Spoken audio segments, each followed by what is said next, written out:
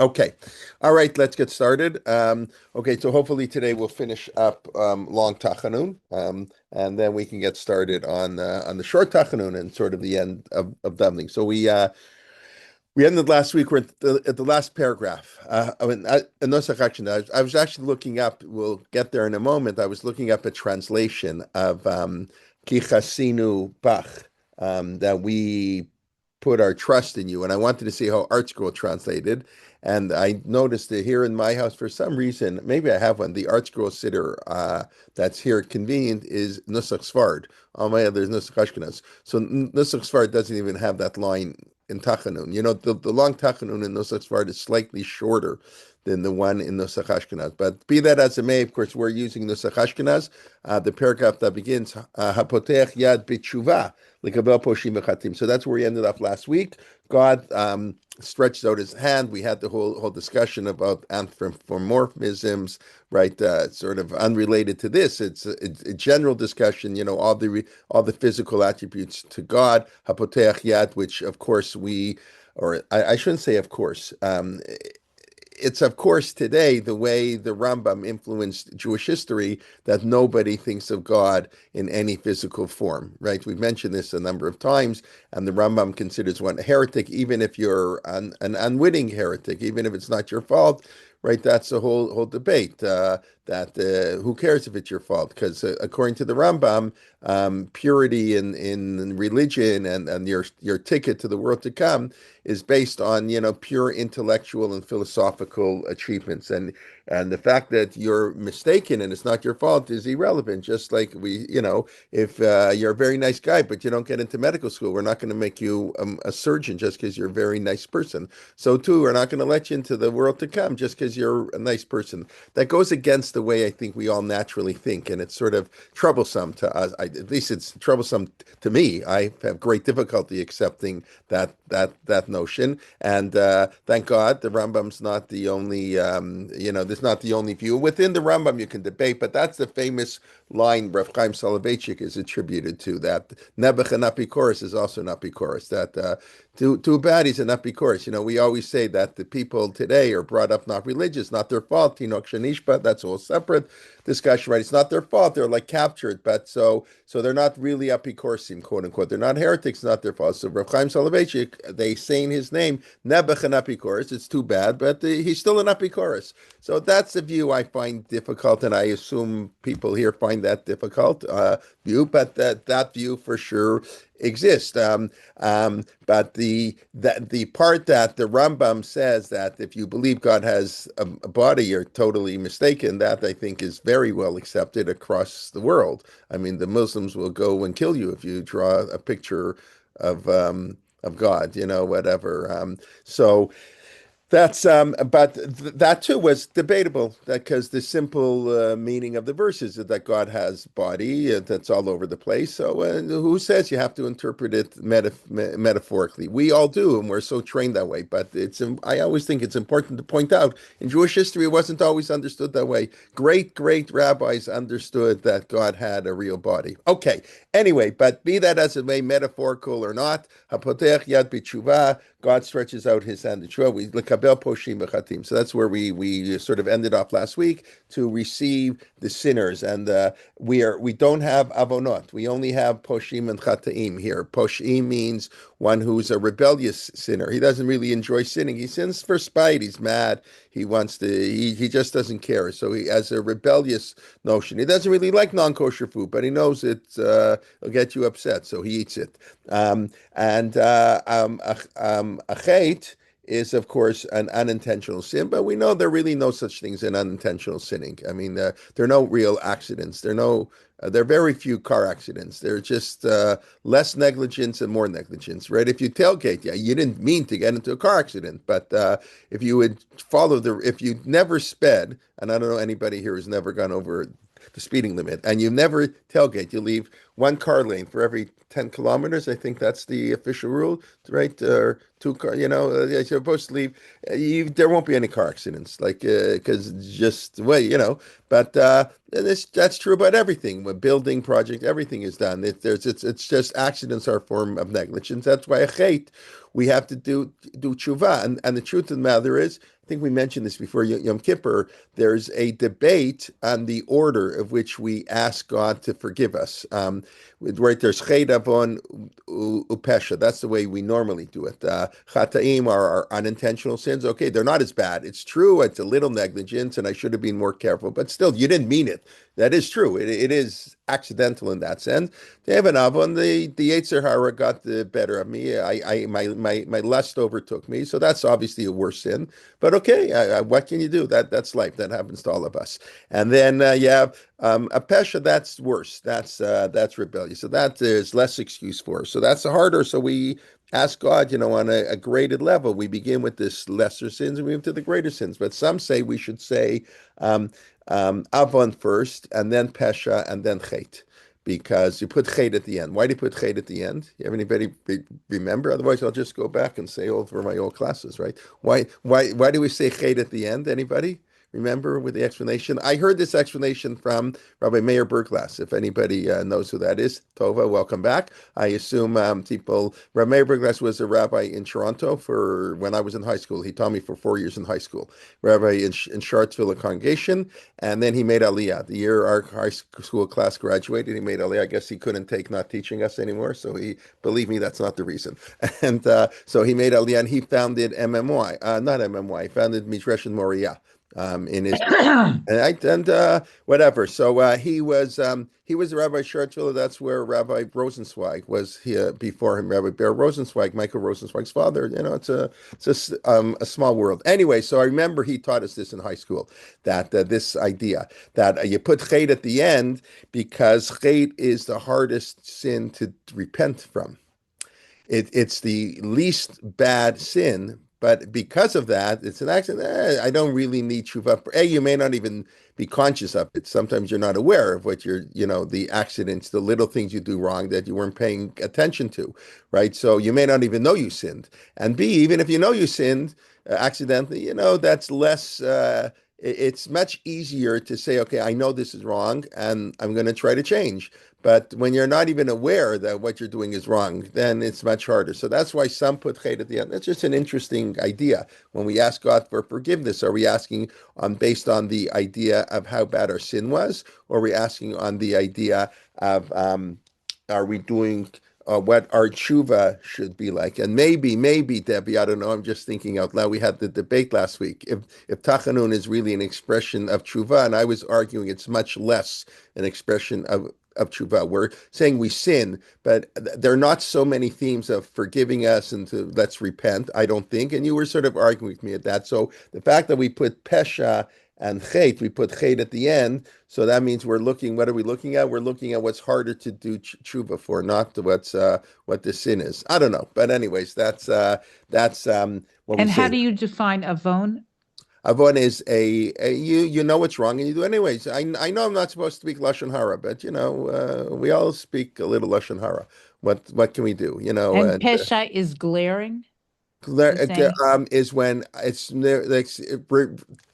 lahachis, what we would call in lahachis, however, Oh, okay. meaning you do it out of spite. So again, what the exact definition parameters are, you can debate, and exactly, unfortunately, where exactly they draw the line. But the classic case, I always do the extreme case, like I know I'll get you're mad at somebody, or you want to reject religion of your parents. Let's take a fortunate example. So and you're mad at your parents. So you dafka eat non-kosher food in front of them just to get them angry. So that's really not nice because that's a block of kibbud up aim. But there are other sins. We don't care. We're mad. Everybody knows that you get mad at everybody and you do things despite. You say things that you know are wrong, and the only reason you say them is to get somebody angry. To So get a that's rise. that's much.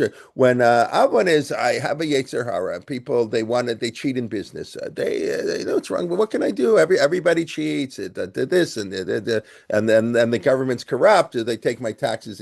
All the excuses people give for cheating in business. So that's not an accidental sin. I mean, maybe it is. I remember Rav Schechter telling us years ago. I mean, I remember in the Shir mentioning that I'll tell this. Maybe we won't finish Tachanun today. So he told us that he was at a wedding once, and they called up a prominent Rav to be one of the Adim, and he didn't go up. He didn't go up. And they called him again, and he didn't go up. And Rav Shechter was standing next to him. And he said, they called you. Why didn't you go up? He says, I was just indicted on tax fraud. I'm not, I'm pasul edus. I can't be a kosher aid.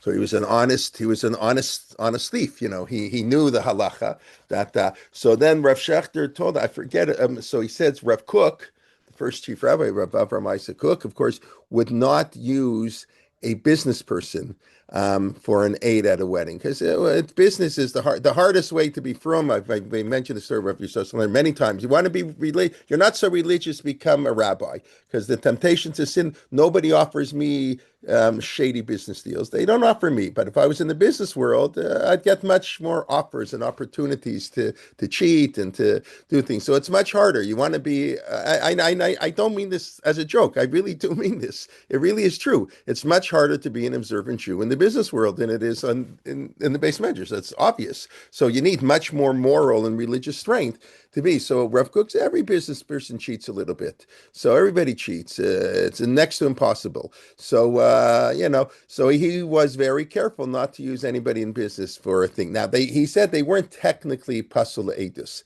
If somebody, it's a little bit, and it's like a chumrah, a stricture who says in the Shulchan Aruch, somebody says Omer Mutar.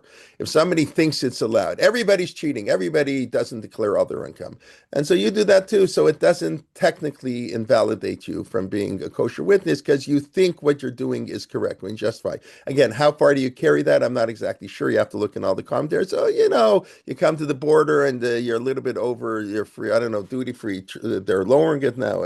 All tariffs. We're into tariffs in Canada.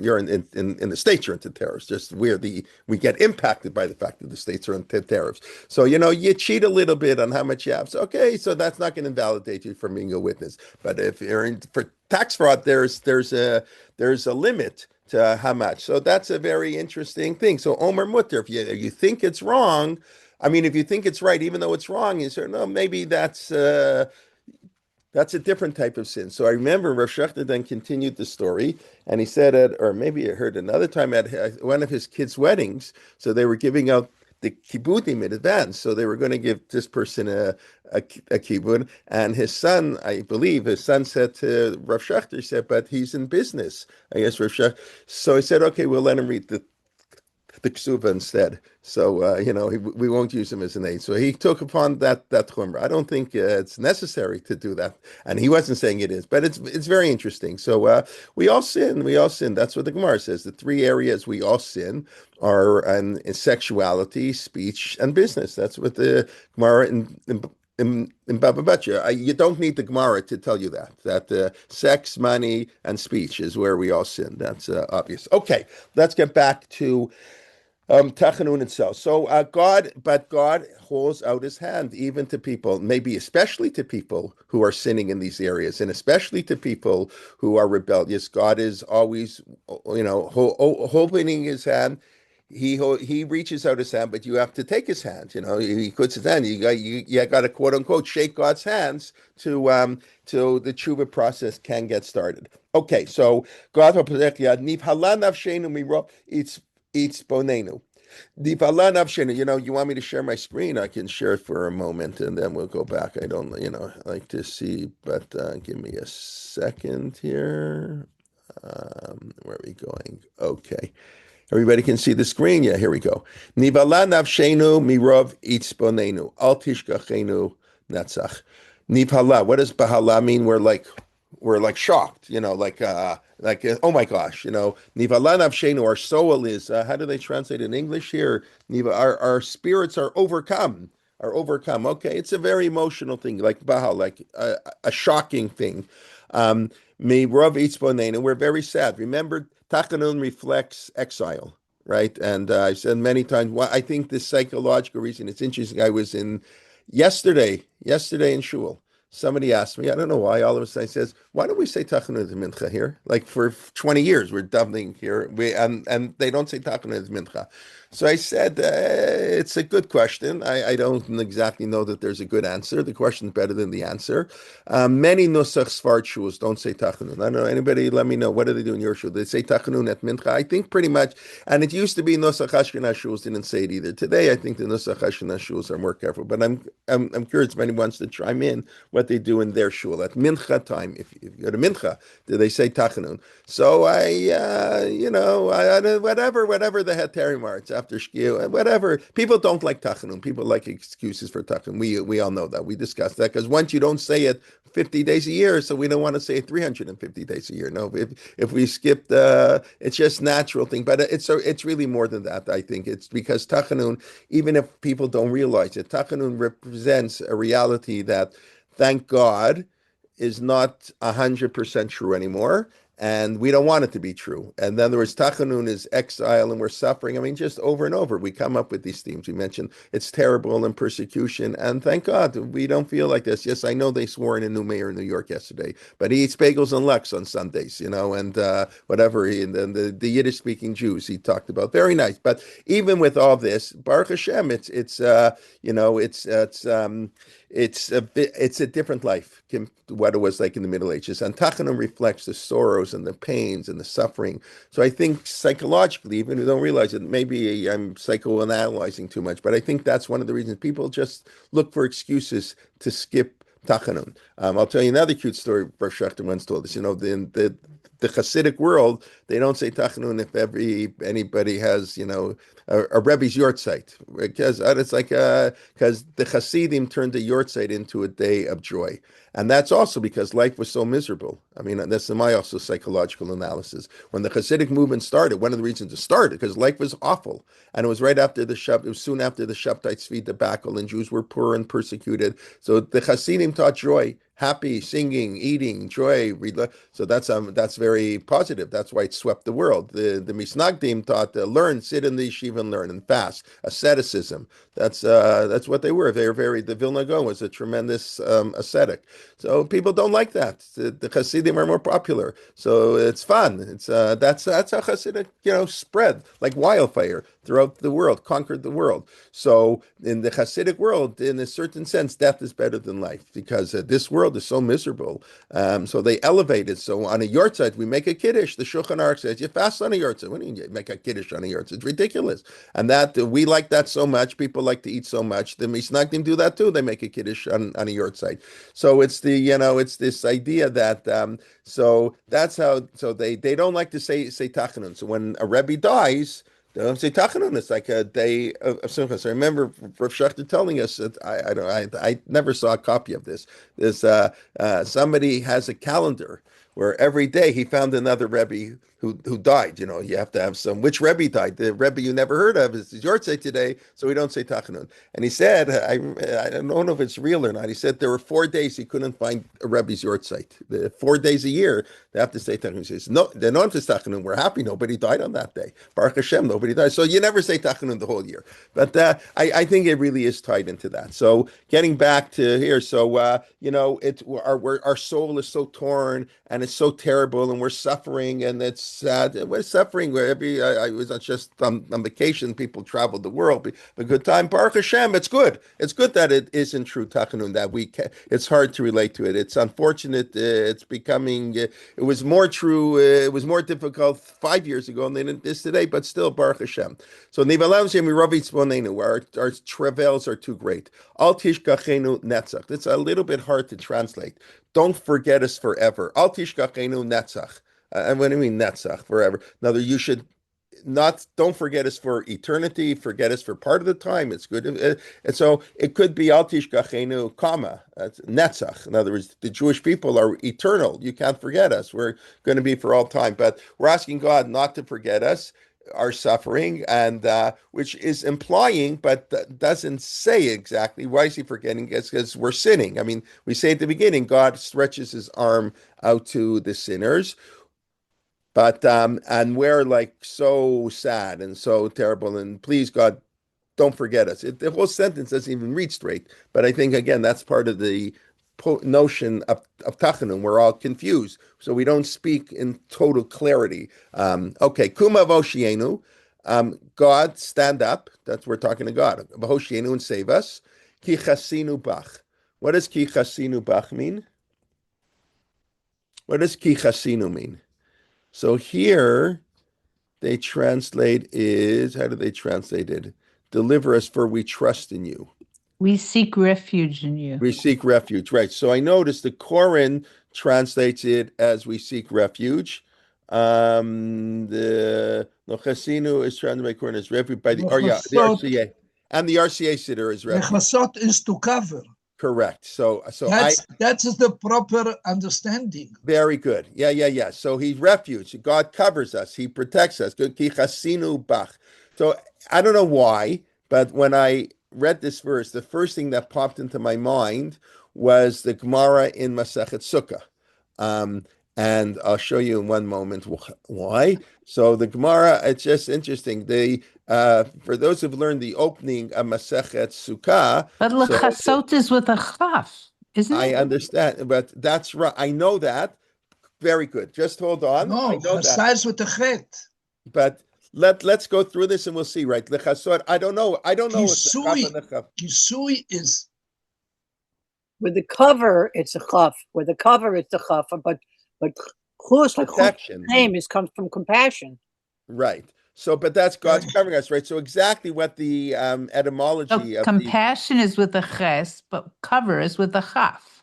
Right. But refuge. So refuge is what refuge are related to covering, to protection. Like it's interesting. I don't know my etymology Hebrew well enough, but clearly there is some connection between lechasot and lechasot, the kaf and the chaf. But I just quickly will go through this quickly. I don't know why it reminded me. So the opening Mishnah in Sukkah tells us that a sukkah that's more than 20 amot is pasul, approximately 30 feet. We don't know exactly, right? In the time of the Gemara, measurements weren't important. Like I say, they didn't have like on the football, like the 10-yard markers, they bring out the markers. You eat like a kazai. Nobody cared. They didn't live in an exact society. It's true. It's so whatever nama is between the elbow and the middle finger.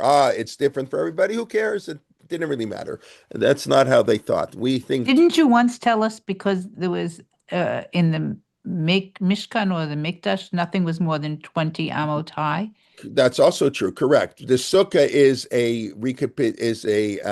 taking the Mishkan home, right? Sukkah is very good. Sukkah is the most Beit HaMikdash holiday. They're more kabbalah. It's a Beit HaMikdash. And I remember you once said that. Shlomo Melech dedicated this the Beis HaMikdash on Sukkot, right. The first one on Sukkot, right? Sukkot is many the parallels, and the idea, of course, we bring the Beit HaMikdash home, right? There are many parallels between the Sukkah and Sukkot. The whole notion of beauty, hadar, it comes from the Beit HaMikdash, right? Of Asuli Mikdash with gold, and so too the Priyetz Hadar. There are many comparisons, and the sizes exactly because you couldn't have something higher. Very good. See, people do remember lots of things. Thank you very much. Okay, so yes, the word sukkah. The word sukkah, it comes from the word schach. Yeah, okay. Schach, so let's chaf. Yeah. That's lechasot is chet samech hey. Right. So let's see how Yeshayahu does it. So just a little background, because I think there's an important message here, I think. Okay, so a sukkah more than 20 amot, that's approximately 30 feet, is no good. So the Gemara gives 3 reasons why it's no good. So the first reason is Rabba's reason. Leman yedu doratechem kibu sukkot hashevti b'nei Israel. You have to know. Right, Sukkot is, without getting into the whole thing now, but you have to know why you're sitting in a sukkah. This is Leman Yedu, so your generation shall know that God redeemed us with Sukkot, and there's a debate, is the Sukkah real Sukkot, or is the Yaranei clouds of glory? That's not for now. Okay, so you have to know, but if the sukkah, the ceiling is too high, you don't notice. You don't notice the ceiling 30 feet high. You only notice seating up to 30 feet high. The Gemara then adjusts that, or says, well, that's only if the walls don't go all the way to the top. If there's like a break after 15 feet and then you have 10 feet till the ceiling, you won't notice it. But if the walls go all the way up, like in our buildings, so then it can be higher than 20. Okay, not really important now. But here's the interesting, Rav Zera. Here, chorev means from the winter. The sukkah should be for shade, mechorev. Now, the problem is, and this is just something that anybody who learns Gemara knows, the Gemara assumes, right? I've mentioned many times I know many times, but the Gemara is written by rabbis for rabbis. Never in a million years did the rabbis of the Gemara have a havamina, any thought that an average person would read the Gemara. That Daf Yomi was the furthest thing from their mind. It was written by rabbis for rabbis, and just when lawyers write for lawyers and doctors write for, you talk in a certain language. There's a professional language, and rabbis have a particular way of talking, which is rather shocking sometimes. Those who've learned Daf Yomi, you come across pieces of Gemara, the insults that they throw at one another at times, and the harsh language that they will sometimes use. Maybe it wasn't right, whatever, but I remember when the Parsha Drachim was written. That's the book, and now it's Yosef and Paro. It's good to know the book. The Parsha Drachim was written by, I forget now. I have it at home. I have to find it. I haven't looked at it. It was a book written that it tried to explain all the midrashim, according to, debates. Like the Yosef and Par's discussion was a debate between the Rambam and the Ravid. He would put everything in the Torah, midrashim, into halachic categories. The brothers paskined like the Rambam, and he paskined like Tosfot, and so when he wrote the book and it was published, so one of the great Gedolim, maybe the Mishnah Melech, I forget who now, said it was Bal Tashchit on the pen and paper. The book was Bal Tashchit to write such narishkeit. Whatever it is. So Daf Yomi, it was written by rabbis for rabbis. Why am I telling you this now? So the Gemara had no assumption that the average person would be reading it. So therefore, they don't quote entire psukim. The Gemara quotes half a pasuk, and often the derivation is from the part of the pasuk that doesn't appear in the Gemara. The Gemara assumed nobody's learning Gemara who doesn't know Tanakh Baal Peh. Right? When the Mishnah says from 5 to 10 you learn Tanakh, and from 10 to 15 you learn Mishnah, it doesn't mean Mishnah like what we call Mishnah, because the Mishnah didn't exist when they said the Mishnah says it. But it means a style of learning, where you learn the plain halakha, which what the Mishnah is. Just learn what the law is. The Gemara is the analysis. So the Gemara says you're not supposed to learn Gemara till 15. Right, so you need those 10 years to know that. And people who didn't know Tanakh off by heart didn't learn Gemara. So all that Gemara has to do is reference a verse. So the problem is today when we Amaratzim learn Gemara, we don't know Tanakh. That's the old joke in yeshivas that they know Tanakh from what it says in the Gemara. Nobody knows any Tanakh. They just whenever and you can't really understand how the Gemara derives the psukim. So this is an example. Let me show you exactly how that plays out. So it says here, he quotes the pasuk, "V'sukkah diel yitzel yomei mechorev." We'll get to the real verse in a moment. Until 20 amot, you're sitting in the shade of a sukkah, and more than 20 amot, you're not sitting in the shade of the sukkah. The shade comes from the wall. The main part of the sukkah is the skach, sukkah and skach, and therefore the skach has to be where the shade comes from. The higher the walls get, the more diffuse the shade is, and the shade is coming more from the walls than from the shade. So the roof. So the Gemara also refines that. Said, well, it depends how wide the sukkah is. If the sukkah is wider, then you have more roof. Okay, again, that's not our issue. So and they quote this pasuk, "V'sukat yem etzel yomei." What does this have to do with Tachanun? And what does it have to do with Chasinu Bach? So let's look at the real pasuk. So the pasuk is in Yoshua, right? V'sukat yel etzel yomei mechorav ulemachaseh. It's the second part doesn't appear in your Gemaras. You have to know the pasuk in Yeshayahu. It's a mechaseh. That's the same word. Kichasinu. The sukkah should be shade from the heat. I said the cold before I meant the heat. Okay. Ulemachaseh, and to protect us, a refuge. Ulemi matar, and here is a shelter. For to shelter us. It's the same thing from protection against drenching rain. So that's the idea of machasot. Now, and I thought, you know what? This is exactly what Tachanun and Sukkah are the same thing. That what's Tachanun? That God help us, we're unprotected, we're suffering, we're persecuted. You got to help us. Lachasot ba. What's Sukkah all about? Sukkah represents the notion that life is temporary. There's no protection. Our house can't protect us. We have to go out into the bitter winds and the cold, and we have no roof over our head, and only God in heaven. So I actually think it's a perfect metaphor that this verse in Yeshayahu, or this word machaseh, which reminded me just instinctively of that verse in Yeshaya, the opening Gemara in Masechet Sukkah, which tells about that the Sukkah. What does the Sukkah teach us? That our ultimate refuge only comes from Is God. God. We build our, we all do this. We're guilty, of course.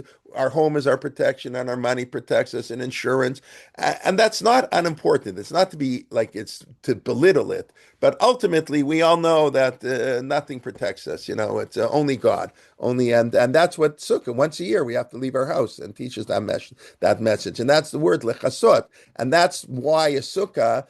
And that's the derivation of how big a sukkah is allowed to be. So you have to know you're sitting in a sukkah. You have to know God protects us, and the protection has to come from God. We can't have the protection from the walls. In other words, when the Gemara says we need the protection, the schach from the roof, the shade from the roof, what's it saying? What's the meaning? What's the philosophy behind this? That's the idea that we cannot have the protection can't come from the walls, those which can be made of brick and whatever you want. It's got to come from the nothingness of the roof. That our protection ultimately comes from God, and that's what we're saying in Tachanun. God will help us. We're persecuted. We've been in exile for 2,000 years. Please help us. Okay, I thought that was I like that interpretation, if I may say so myself. Okay, so that's it. So God save us, and we find shelter in you. You are our refuge, just like the Sukkah reminds us. Okay, now let's go back here. Back to Tachanun. Maybe we'll, okay, where are we here? Okay. Avinu Malkeinu. So it's not quite the Avinu Malkeinu Chanenu Vanenu Kiyem Banu Masim. So Im Ein But Stakal Masim Tovim. God, if, it's a funny word, if we don't have righteousness and good deeds, then remind, but our avot did, Avram, Yitzchak, Yaakov, Sarah, Rivka, Rachav, Leah, they had Stakal Masim Tovim. We discussed a few weeks ago. What exactly does Brit Avot? The Gemara says Brit Avot doesn't really exist anymore. We used to, or no, the Gemara says the Schut Avot, the merit of our parents, it went away. How much do you do a favor to someone because you knew their father, you do a great favor to them.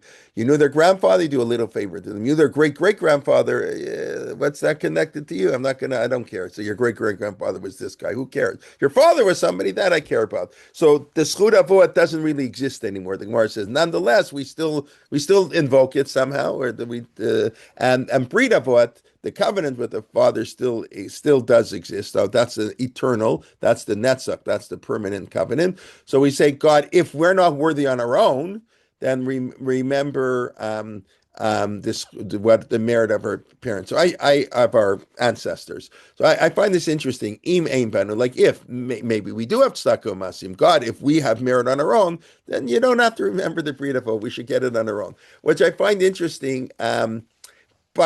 By the way, the word im in biblical Hebrew sometimes does mean when. It doesn't only mean if, right? The classic example, what's the classic example of the word im in the Torah meaning when and not if? Im kesef tova. Excellent. So that's Rashi quotes in Parshat Mishpatim, im kesef talve etani imach.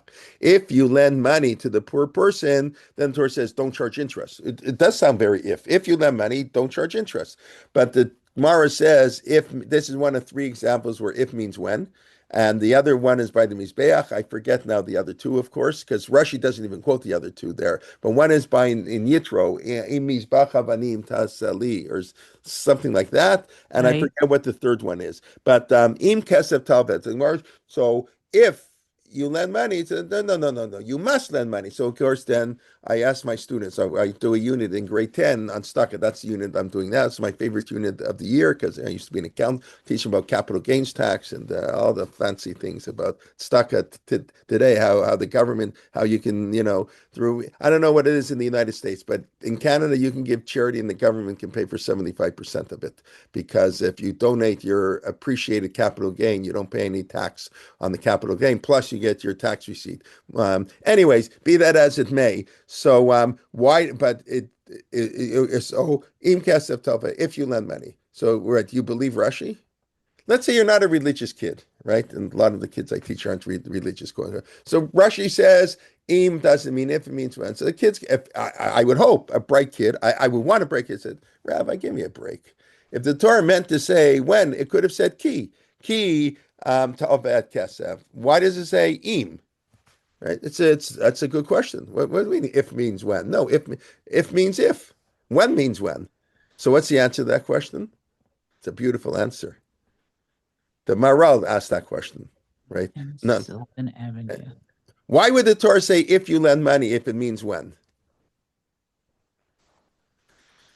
Okay, so I guess it's up to you.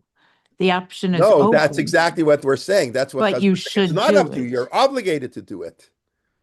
That's exactly what Rashi's saying. The Torah makes it sound like it's if you lend, and if I don't lend, okay, Beseder. But no, so You're the one that decides whether you you decide do everything. You decide whether you're going to keep Shabbos. You decide everything. I mean, if you keep Shabbos, here are the 39 milachot not to do. No, no. Shabbat is a mitzvah. This So you of could course it's a tell mitzvah. yourself. No. This you could tell yourself. You don't have to do it. No, but you Hashem can't. is telling you No, that we're it's Jews not. because of tzedakah. The Rambam says giving tzedakah is the most important positive mitzvah. It's not okay. We'll have to talk on tzedakah a little bit. The Rambam writes the definition of a Jew is give tzedakah. Well, how do I know that? Because God told us. Because God said the reason I'm going to consult with Abraham before this race, he's going to be the father of a great nation because he's going to teach tzedakah mishpat and tzedakah. The Rambam writes in Hilchot Matanat Lev Yonim. We can look it up later, chapter 10. That tzedakah is the defining nature of the Jew, and that's it's more important than mezuzah. It's more important than shofar. It's more important than sukkah and lulav and tefillin. Tzedakah is more important than all those mitzvot. It really is. It really is more important than tefillin and mezuzah and all that. Mezuzah is nice, but it's not as important as tzedakah. So you have to give. So the Maral is saying, wait a minute, Rabbi Kelman. Yes. Are you saying it's a sin not to give tzedakah? Of course, I'm saying that. It's a sin. What sin are you committing? You're not giving. You're not. Is it a sin not to do a brit milah? Patoach tiftach et yedcha is a Tzedakah is written twice in the Torah. It's written in Mishpatim and written in Re'eh, but we're focusing on the one in Mishpatim, right? Yeah, of course. There's a. Can we use the word sin for a non-positive action? Yes, absolutely, it's a sin. Of course. Somebody comes to your door, knocks on the door, and says, "Excellent." No. Do I have to give every person who asks? That's a totally different question. No, I don't. As a matter of fact, sometimes you're not allowed to give. I got a friend of mine called me. I mentioned last night. I mean, it's really true. And I think most people know I worked as an accountant for 10 years, and so that's why I like all this tax stuff, whatever. But I just find it so cute. It's Yom Hadin. Rosh Hashanah, people give tzedakah. I can tell you, raising money for Torah Motion, but I don't need that on my personal level, but also all the emails I get from every tzedakah organization in the world. So before Rosh Hashanah, people give a little tzedakah. December 31st, wow. On the amount of tzedakah, the tax receipt is much more powerful than Yom Hadin. I say that as a joke, but it's not a joke. It's true. People give much more tzedakah in December. I'm talking about from Jews. Of course, the non-Jews for sure. They know on a statistical level, 10%. They have the 10% of all charity is given in the last 3 days of the year. There's 1% of the year, less than 1% gives 10% of the money. I can tell you how much money. I'm not going to. Torah Motion raised like an amazing amount of money, like of our budget is raised in December. I wish people would give money in January, so I don't have to worry about it in December. But that's not just the way people are. So many people on December 31st, it's like unbelievable. And so so tzedakah is really, really important. If you Morris, okay, I was going to mention your name, Morris. We'll talk about Morris. Of course, is a lawyer. Costs 1%. That one I don't know, but okay, he's Morris will explain afterwards how that works. But yes, it is a sin not to give tzedakah. It's not. It's a different type of sin. No, so there are halachas of when you can. So I said. So my friend called me up, and he said, he had a very expensive year. They had a couple weddings, and he basically dipped into his savings. He doesn't have any money, like he had to pay for this. How much tzedakah does a person have to give? So it's and when you have to give and how much. I said it's very complicated. Giving stuck in the modern world with stock appreciations and savings accounts and retirement funds. How do you calculate how to give stuck? That's one issue. And you have a second issue, of course, is how do the second issue is who do I have to give to? You don't have to give to everybody. There is a notion, that's like the thing where it says if a poor person comes to you, it's complicated. But for sure, you don't have to give to everybody. And the Gemara says you have to check out the charities you give to. It's a big responsibility to give charity. And those people are very, very wealthy and are blessed with a lot of wealth. It's not easy because the asks don't stop. And even for those in the middle class, you know how many asks we get. No, but I'm saying that you have to give tzedakah, yes, for sure. That you have to give to everybody, that's a totally different question. That's not what I'm talking about. But to get back here, why does the Torah say if it means when? So the Maharal beautifully explains, it's true we have to give tzedakah, but you shouldn't give tzedakah because you have to give tzedakah. You should give tzedakah because you want to give. It's such a beautiful idea. We don't do mitzvah in Torah because we're commanded. I mean, we do. But we should I should be a good person. I should naturally want to share. I'm blessed and somebody else is less fortunate. I should share with that other person. Or that institution needs money. Of course, I should share my blessings with that other institution and that people who I benefit from, schools and yeshivas and shuls, but mainly it's stuck with really poor people. But that we don't have so much anymore. The original mitzvah of second we don't really have because government takes care of all that. No, there are very few people in the Western world who go to bed hungry, and if they do, it's usually by choice. They're mentally ill often. There are food banks. Nobody has to go to bed hungry. That wasn't the case 100 years ago. So our tzedakah has switched from being mainly the poor. Whatever. I mean, again, okay, we're not going to. I can give a whole bunch of shiurim and Hilchot Tzedakah. It's a fascinating area and it's a very complex area. But you must give tzedakah. But you should give tzedakah because you want to, not because you have to. So the Torah writes, if you give tzedakah, we want you to give tzedakah. But Rashi's letting you know, even if you don't want to, you're not so nice. You still have to, and it's a beautiful, beautiful idea. And this, of course, ties in. This is the Rambam. The Rambam in his sorry, Cooper. WhatsApp audio. Okay. The Rambam in his introduction to Pirkei Avot writes that there are two types of mitzvah. In other words, should we do mitzvah because we have to or because we want to? So the Rambam divides mitzvah into basically what we might call rituals and ethics, right? The Rambam writes, when it comes to ritual mitzvah, you shouldn't want to do them. You should want to eat treif. That's what the Rambam writes. Unfortunately, I generally neglect this part of the Rambam. I wish. I don't have a desire to eat pork. I don't know. I'm supposed to. That's what the Rambam writes. You shouldn't say basar chazir. No, that's wrong. Because if I don't like pork, so what does it mean? So I don't eat pork. I don't like pork. Who says I'm keeping kosher? What does that have to do? I don't like pork. That's why I don't eat it. I don't like meat and milk. It's too different. No. So if that doesn't mean anything. The idea of a ritual is I want to show that I only do it because God said so. There's no reason not to eat pork. There really isn't. You can be the nicest person in the world, the most generous, the biggest balit stuck in the world, and eat pork. Nothing, it doesn't make you a bad person. What's wrong with eating pork? Nothing, absolutely nothing wrong with eating pork, except God told us not to. That's the only thing. So the reason I don't eat pork is because God told me not to eat pork. So I should want to eat pork. That's what the Rambam writes. But when it comes to charity, I shouldn't give charity because what do you mean God told me to give charity? No, I give charity because that's what a proper character, that's what a proper person does. We develop our character. It's such an important Rambam because what the Rambam is basically telling us is the goal of the Torah is not to keep the Torah. The goal of the Torah is to be a refined person. The Torah is the method to become a refined person. Why do I give tzedakah? God says, no, I don't give tzedakah. God says. So I give tzedakah because it's the right thing to do. It's because it's the right thing to do. That's the famous, who made that question, Aristotle or Plato? Do I do what's right? How does the philosophical question go? Does God do what's right, or is it right because God says? Because God does it. Right? Does God say what's right, or is it right because it's what God says? But it's really here, it's right, and therefore God says we should do it. It's not that God does. Sometimes we have on the chukim side, not to wear shatnez. What kind of ridiculous law is that? It makes no sense on the surface. We can find meaning, maybe.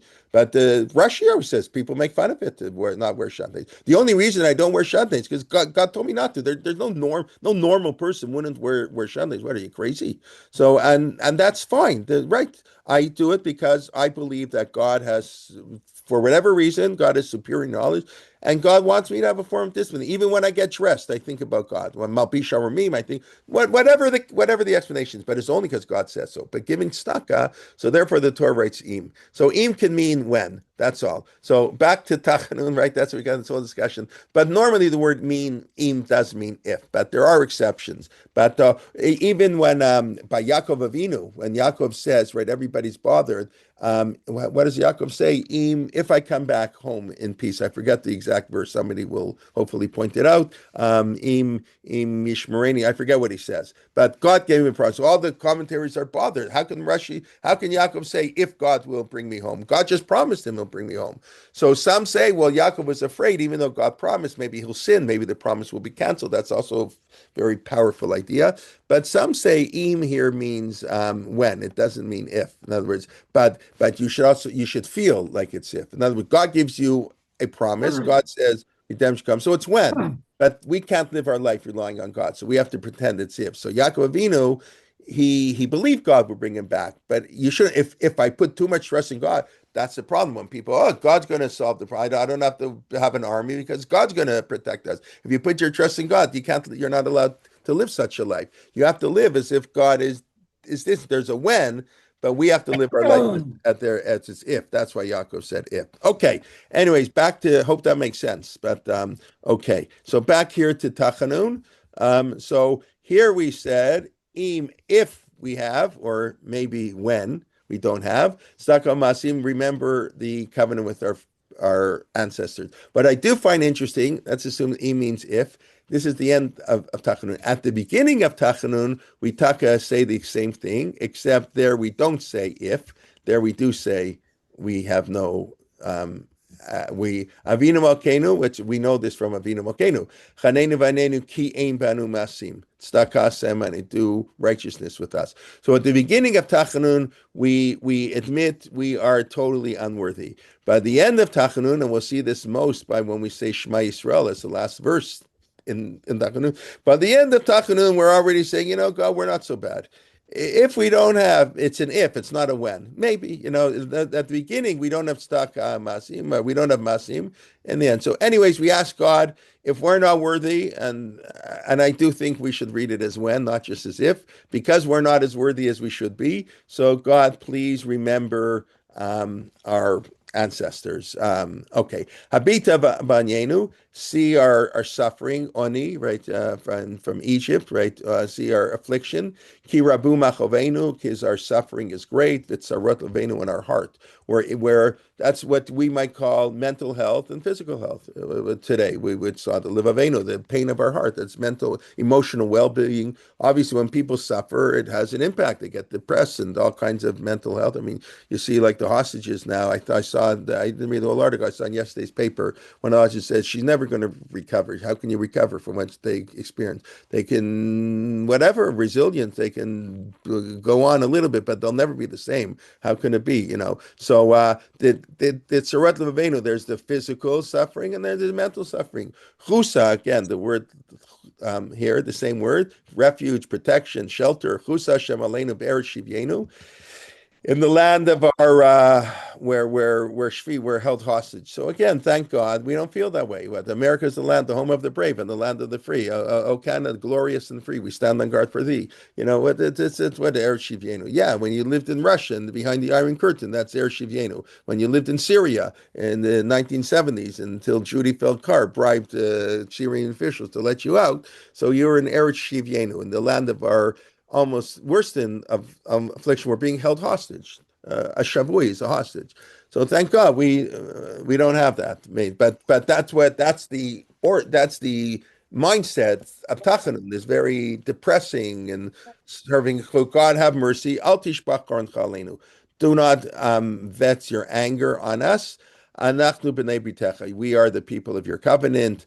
El habita dal kivutenu, see how we're poor. Dal is a poor. Our honor is very poor. Nobody honors us. Bagoyim. Remember, we spoke last week. It is important what the goyim think. That's what a chilul Hashem is. It's important we discussed last week, 2,000 years of persecution have taken Jews away from our universal mission, and we've become very particularistic. We mentioned last week that now that we're back in Israel, that's Yaakov Nagain's article in this, wonderful book that I pointed out, Ushmo Achad, but the relation between Judaism and other religion, that now in the land of Israel, we have to go back much more focused on the universal mission. We don't have to worry so much about assimilation in the land of Israel. We have other issues to worry about, but that's not really the issue. And so it's very important what the Goyim think, because Avram is Av Haman Goyim. Avram is not just the father of the Jewish people, he's the father of all nations. And that was last week's Haftorah. That was last week's Haftorah, but Ephraim, hold on, what was last week's Haftorah? Last week's Haftorah, I forget already. That everybody will come and daven. Right, Ephraim, take the two sticks, right? That's Haftorah. Oh, right. No. That was 2 weeks ago. That was on a Sarbatevet. That's what you're thinking of, on a Sarbatevet. Right. Yeah, that's the Sarbatevet, the off-fast days. That's such a beautiful Haftorah. The Haftorah, one of the most beautiful chapters in Tanakh, but that's where Yishav rejoice. So it's always important. People, who cares what the Goyim? Nobody who cares what the Goyim think. The Goyim are created with Tselem Elohim. We're on the same team. We're the captains of the team. I mean, even that people don't like, And they have to do Sheva Mitzvot B'nai Noach, and we have to do 613 mitzvot. And of course, nobody can do 613. As a collective, we do 613, and we're working together. I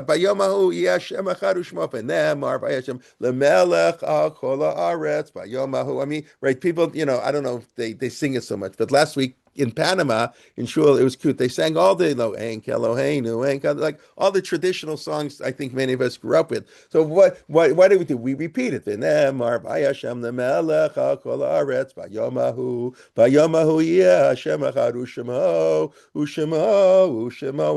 is the title of this book. We say it 3 times. So yeah, some people don't like repeat words, but you understand what we're doing. You understand where the tune comes from. It's to emphasize this is the role of the Jewish people. This is how we walk out of shul. Aleinu is what we do when we walk out of shul. So we walk out of shul. We daven with the minyan. Only Jews count for the minyan. Yes, correct. But don't get so connected to yourself. Remember, no, we've got a whole world out there, and we got to bring our message. So here, and yes, and when we suffer, it looks bad on God. Of course, that's the idea here too. But that's the idea.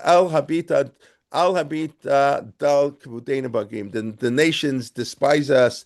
That's what Soloveitchik said with the creation of the state of Israel. It all changed, although now it's back. Now it's also because of Israel they despise us. But okay, Vishikutsenu. Okay, I guess I'll do this. We'll end with this because this was going to take more than 5 minutes, but we'll do it anyways. So this is Vishikutsenu Kitumat Hanis. It's not like it doesn't sound so nice, and our shekets is disgusting, right? Shakes Kashenu is like the impurity of Anida. So what does that mean? That's not nice. Why is Anida shekets? That's a terrible thing to imply, right? There's nothing wrong, but there's nothing wrong with being tameh. I've said many times. As a matter of fact, there's a mitzvah to be tameh. There's a mitzvah to become impure. It means if you're impure, you can't go to the Beit HaMikdash. The Beit HaMikdash is the center of life. Torat Chaim. It's God's eternal home, right? And Tumah means contact with death. That's what it means. A person who comes in contact with death, that's how you become tameh. And the way you get tahor is go to a mikveh. Water is life. So there's nothing. It's natural. It's part of the life cycle. It's good to become tameh. So what's wrong with the Tumat Hanidah? It's a very negative sounding statement. Matter of fact, it's so negative that I looked up and I made a list. Most of the it's not Koran doesn't translate it. The RCA Siddur doesn't translate it.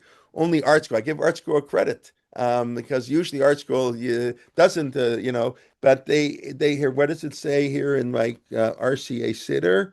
I can. How long? God, look and see, our honors grown thin among the nations. We are despised, outcasts, impure to them. It's not a translation. That's terrible. I mean, well, I don't care. And they skipped out impure like the nida. Because they understand in English, like someone who doesn't know, it doesn't sound right. It doesn't sound right. So you see, they're uncomfortable with it already. The fact that they don't translate it. So what does it mean? So I don't want to leave you with this uncomfortable feeling. So I'll just mention one idea. and then we can pick up on this next week. I thought I would finish, but we're almost finished. But it's true. A nida is tamei. By the way, why is a nida tamei? Why is a woman who menstruates? Why is she tamei? What? Well, honestly, why does the Torah connect it to tuma? Because it's devoid of life. Potential life. Right, the potential life. Right, that's it. Because tuma is death, and the fact that she has an egg and bleeds and didn't get pregnant, there's nothing wrong with that per se. Just like there's nothing wrong. It's a mitzvah to go to be tamei, go to a funeral or whatever. So that's why she's tamei. So what does it mean in the context of Tachanun? So I'll just quote one idea, and then we'll pick up next week, please God. Okay, where am I going here? So here, let's take a look. So it's based, of course, like so much of our davening that we've often speak about, on a pasuk in the book of Yecheskel. Who reads the book of Yecheskel? Not so many of us, myself included. But that's why I have to prepare this. Baruch Hashem, I get a chance to read it. So it says like this. What does it say? I covered it. Hold on, in my thing. Peshboch. Oh yeah, here it is. Ben Adam Beit Yisrael Yoshim Alam Atam Yitamu Otam. You Jewish people, you impurified my land. Kitumat Hanida Haitadrachem. Like the impurity of a nida was your ways with me. So I just want to do Rashi, and we'll pick up on this, please God, next week. So you're sinning like the tomb of Nida. So why? What is sinning? The tomb of Nida is natural. It's good. It's good that we have tomb of Nida. Sinning is bad. So why does Yecheskel compare the sinning of the Jewish people to the tomb of Nida? So Rashi says, the Torah compares it to a Nida. Shebala mitzapeh matai tita'er v'ta'ev l'shuv eleha. Wow. Because her husband is yearning, mitzapeh, like Sepita li Yeshua, yearns, when will my wife become pure? Because ta'ev normally sounds lust, like he wants to return to her, right? I don't know. I'm curious how they translate it in English. Let's see. Scripture, like the woman in her period of separation, whose husband looks forward. Yeah, they lowered it a little bit to when she will become clean, and it's not really clean; it's pure, and longs to return to her. So the idea of tumat hanida is it's temporary. The tumat hanida is that the husband, in other words, the Baal is God in this sense. God is yearning that to return to the Jewish people. We just have to help him. He's standing out his hand to do tshuva, that we should do tshuva. So it's the tumat nida. It's not that the nida is anything wrong. It means they have to nida means the husband and wife have to separate. And because they have to separate, God is yearning, for them to, yearns to come back, and he can return and be intimate with the Jewish people. God has an intimate relationship. We know we compare the relationship of God and the Jewish people to Chatan Mekalav, which we'll say tonight in the Chadodi, which they didn't say last week in Portugal. They only say 4 verses in Portugal, in Panama.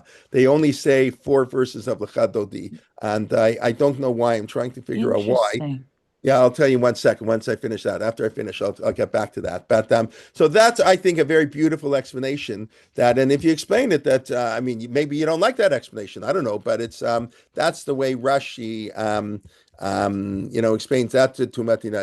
It's not this, the Nida is disgusting tamei. No, it's the Nida is separated, and Tachanun is a relationship. We're separated with God and we want a relationship, and we know the Nida is only a temporary state that God will return to. Okay, let's just do a quick review, and then I can tell you about the Chadodi, and then I want to hear Morris explaining how I can give charity and only pay 1% after tax funds. Okay, so basically, what did we talk about? We talked about a little bit the debate of the Rambam and the Rabbis, God's physical characters, Hapoteach Yad, God lends out his hand, right? And is Nebuch an Apikoros also an Apikoros, right? Something that's difficult, I think, for us to accept, that if it's not your fault, as some say, it doesn't matter, because the whole Rambam's word to come is difficult to accept, because Rambam sees this as intellectual, philosophical purity, and other people, you can be the most righteous person in the world, you don't get there. That's not the way we tend to view it, and thank God there are other views besides the Rambam on this. And then we discussed then we were discussing, hold on, one thing in the middle,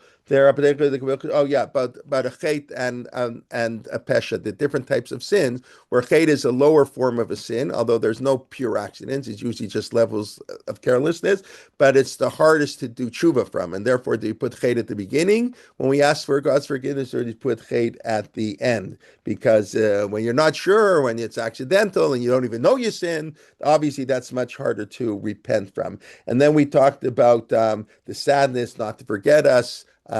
For all the summer, we talked about, of course, by cheating at when you become invalid to become a witness. A little bit.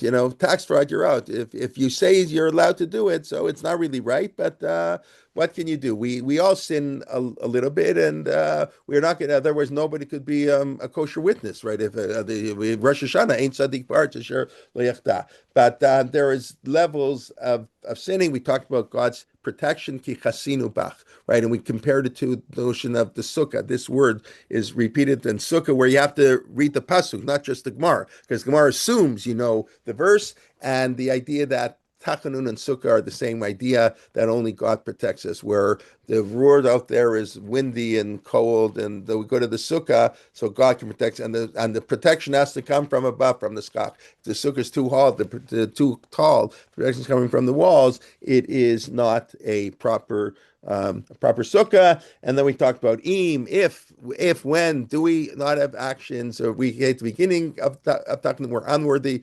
Now we say if we're unworthy. We discuss if can sometimes mean when, and when we give tzedakah, we should give tzedakah because we want to give tzedakah, not because we have to give tzedakah. And that's why the Torah would use the word even though it means when, even if you don't want to. And yes, it is a sin, but yes, giving tzedakah today is quite complicated. But it's an important area. The Rambam says it's the most important here. I agree with the Rambam. If I can, it's not for me to agree or disagree, but I think that's a much more acceptable view than that tzedakah is the primary mitzvah to say. It's interesting. That's what the Rambam writes. It's like in the middle of nowhere. Like unless you learn the Rambam every day, you're never going to find this Rambam. Perak Yud in Hilchot Matanat Levyonim. The Rambam writes that tzedakah is the defining nature of the Jewish people. Then we ended up with Tumat Hanida. Right, and that the need that the separation between God and the Jewish people that we hope for have an intimate relationship with God, and it started. It's jerky. It's not a straight line. There's a step forward, a step back, but clearly, it seems to be since 1948 there is a much more relation. We can talk next week a little bit on Kol Doti Dofek, the Rav's manifesto on Zionism, but it's not a straight line, and a lot does depend on what we do. Okay, just thank you. Any questions? But then I'll take. Let me just put in. I mentioned at the beginning we're going to set up a WhatsApp group for this. We're going to eventually do it, hopefully, for all classes. I'll put it in the chat box again. So that way, if you don't get the email, because we're having issues with their email, and you're in the WhatsApp group, you'll get it in WhatsApp. You can always go online and see what classes are going on, but it's much easier if you just sign up for WhatsApp, then we'll just put in a reminder of the class if you'd like. Okay, why don't they do, yes, questions. Rabbi J. Yes. Rabbi J, one little comment. The Sukkah and Hanukkah, the 20 Amah, yes, it's also a practical. Correct. We spoke about that on Hanukkah 2 weeks ago. We did it this year. But yes. It's also a practical reason, because if it's so high in the Sukkah, it does not protect you anymore. Right. Persume Nisa. It's the same idea. And also the Persume Nisa. Right. Nobody will notice. Correct. That's the same way you have to know you're sitting in the sukkah. People have to see the Hanukkah candles, and more than 20 to 30 feet high, people don't see the Hanukkah candles. Correct. That's right. And the Gemara does link them 100%. There's a lot of links between sukkah and Hanukkah. We spoke about that a little bit. Hanukkah, 8 days, all kinds of links. Yeah. Zev. Thank you. Considering charity, we're talking about it before. The federal government in Canada spends about 25% of their budget on health issues. Am I allowed to consider that as a charitable donation? So that's a great question. We really need a complete share on that. But for a 30-second answer, I will say as follows. The way we, in practice, do Hilchot Tzedakah, the answer is no. And maybe the way we do it isn't the way it has to be done. But we give tzedakah only on net income. Once you assume, Your question is a really valid question, and there's not a simple answer. We pay taxes, and our taxes go for charitable purposes. 100%, we're giving charity with our money, and that's, I think, one of the reasons. I can tell you as an accountant, that's one of the reasons. Only 20% of Canadians give charity on their tax returns. Actually, I think it's an appalling number, but I don't know what to say. But 80% of Canadians don't give any charity, or at least they don't claim any charity deductions on their tax return. Moshe Feinstein also didn't declare charity on his tax return, but that's for a very different reason, right? Rabbi Tender told us that Moshe wouldn't claim any receipts because he knows that sometimes the CEO of the charity has a too fancy office, and they do this, and they don't spend all their money on charity, and they go out for a fancy lunch. So he wasn't sure that he should have the government pay. So Rav Moshe gave charity without claiming a receipt. I don't think that's right. If you're Rav Moshe Feinstein, that's fine. But we normal people, because why shouldn't the government? I always say if the government pays, I can give more charity, because whatever it is. But so 80% don't give, and a lot. You ask people, I have said, why should I give charity? Half my money, and half my money goes to taxes, which is true. Half people earning, without, what's our tax freedom date in July sometime? With every tax, GST, all the millions of taxes. So more than half our money goes to taxes, and they support our hospitals. So that's my charity. So, but in practice, we don't say that because we assume you earn $100,000, you clear 65. So we don't tell you give charity on 100. We tell you give charity on 65. So we sort of ignore that. But the question is much more complicated. Much more complicated. What do you do? I ignore what the government does. I ignore that. You don't count what you pay taxes as part of your charity budget. Correct. That is correct. That's what I do. That is good. So there's more money to support Torah in Motion now. I just sent you a check. Okay, good. Okay. So it's the beginning of the year. So, yeah. So, Morris, you want to explain the 1%, how that works, if you don't mind? That's very particular to Canada. Okay, that's fine. We're Canadian. The government gives flow through. You're allowed to mineral exploration companies can basically sell their exploration. I thought the government was cracking down on those things. No, not yet. So basically, there's companies that, one's called Pear Tree, and one is Oberon, one is run by Rabbi Burglass's son, Howard. And they deal with these mineral companies, and you can tell them what you want, and you donate these shares to charitables. And you can tell them to structure the transactions so that how much % of the purchase price you actually pay out of tax, after tax. So you can say you do a 10% deal, a 5% deal. Why is that allowed? I mean, why is that allowed? Because if you buy enough of these shares and you get enough of this mineral tax credit, it basically... And then you take and then you're not paying the tax on the capital gain.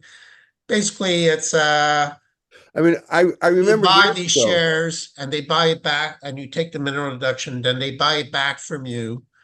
And so like the way they work out the transaction, you can say, I only want my after-tax cost of giving should only be 1% of my investment.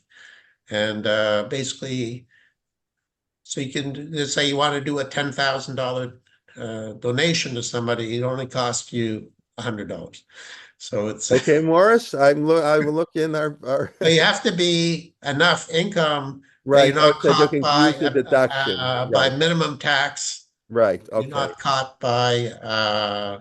You need a good tax lawyer to work it out. And you have enough income to write off. Surprised the government let that. I remember years ago there was a court case. I think it was a from person bought a piece of art, and then they that's something else. The art, I know they are doing the art gallery. No, because they played with was greatly much more. They played with the valuations. I mean, that's that's different. Okay, this is, back. Yeah. Okay. All right. Very interesting. But in general, the governments are really nice. I think it's an amazing. You should tell your wealthy givers to speak to one of these people, and you can be a real veer and give a huge donation, and it only costs you small percentage. No, okay, listen, it's amazing. The government already gives 50%. And then we have in Canada, I don't know if they have this in the States, I assume they do, that if you donate your stock, Yeah, your Apple shares or Microsoft or whatever you yeah, donate, so the huge capital gain, which normally you'd pay tax at about 25% in Canada,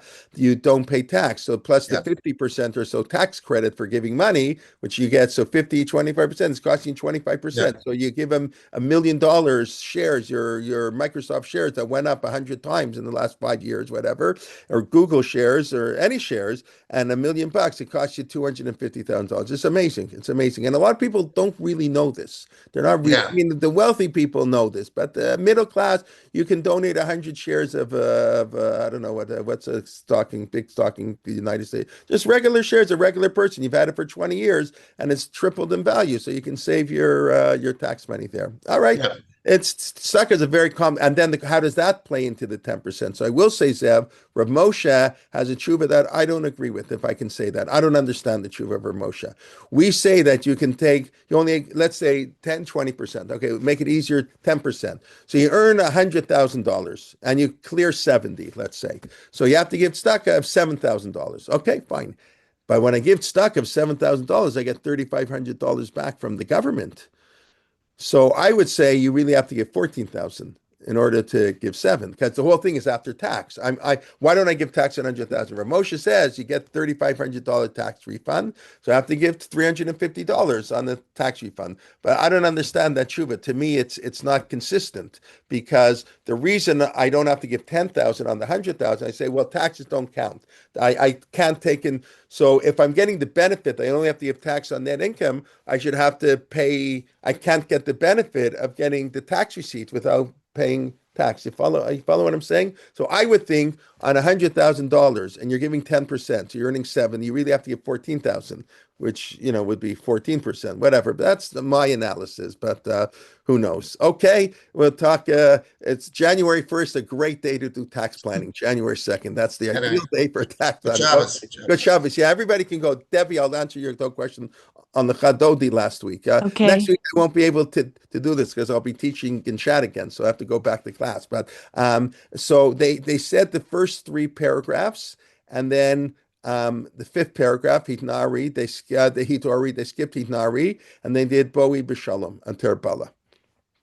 So I asked them, I said, what's going on here? Yeah. That's the minhag here. That's the Panama community is from Aleppo mainly. It's the Aleppo minhagim. Damascus, Syria. Yeah. Okay, yeah, it's all Syrian. So then he tells me something. I asked the second person why. He says he thinks it has something to do that there's letters in the Chadodim, say it all together, it's allusions to Shabtai Tzvi. So if you knock out these paragraphs, it don't do. So I said that, and I repeated to one of my kids. Said right away, what an idiot. I said, that makes absolutely no sense. Al Kavetz was before that. Exactly. Shlomo Alkavitz lived 100 years. It was the 1500s. Correct. I just had a shir last night on Lachadodi. Seriously. Okay, right. Oh, okay. So that's it. So it made no sense, that answer. So I don't know why. I don't know why they only say parts of the Chodot. They have to find out. But people, Hakim, but it is interesting. We're all the same way. We can do something our whole life, and somebody asks us why. I don't know why we do this. I don't know. They don't say Kabbalah Shabbos at all. Like they don't say L'chuna Ranana.